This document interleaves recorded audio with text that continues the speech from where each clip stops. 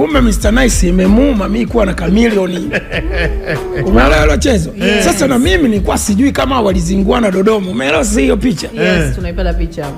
Na kuelewa vizuri hapa. Umeelewa hapo sasa? Kabisa. Akamind. Akashika ile mic ya tatu ndo akaanza kuimba kama backup. Chameleone anaimba na Weasel, yeye kashika ile mic ya mshamba huyo, yani ananiita mimi sasa. I swear to God. Mshamba huyo. Si na nini? Lugha akashtukia.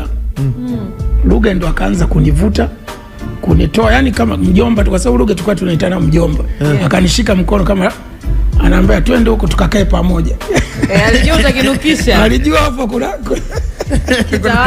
kitawaka tena. Lugha alichokosea. Akanipeleka ile line ya mbele kabisa. Jukwaa hili hapa nikakaa na Lugha ile line ya mbele kabisa kama VIP naangalia show wasanii hao. Jamaa kaenda saa kuna zile screen mle ukumbini zile akisema mshambo zinanionyesha mimi mwana.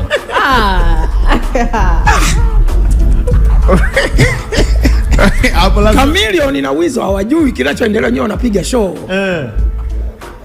Mwanangu nikapiga hesabu, huyu nina kesi naye miezi 6. Ile ya kwanza sasa.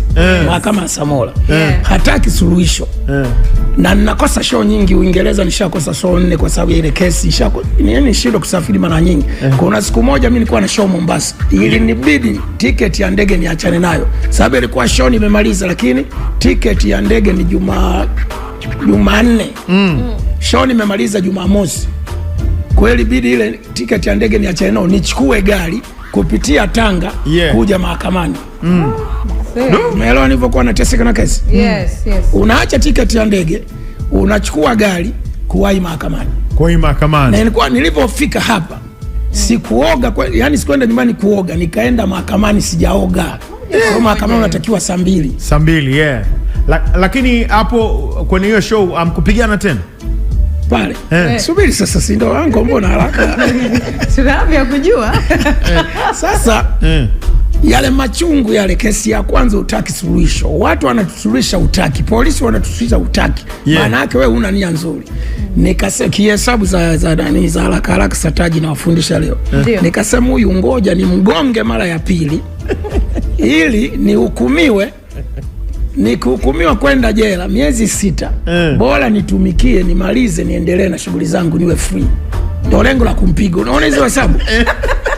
Kwa sikumpiga nimelewa, nilipiga hesabu za kisheria. Uliweka kwenye target zako. Kwa sababu hii kesi ya kwanza tunaenda miezi 6. Nakosa show.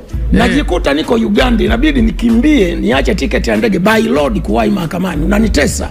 Kwa hiyo nikaona ni bora nikugonge mara ya pili, ili bora nihukumiwe miezi 6, nimalize kifungo changu, nije mtaani nikiwa zilikuwa hesabu za kisheria. Umetisha sana. Tuliona umetisha. Yani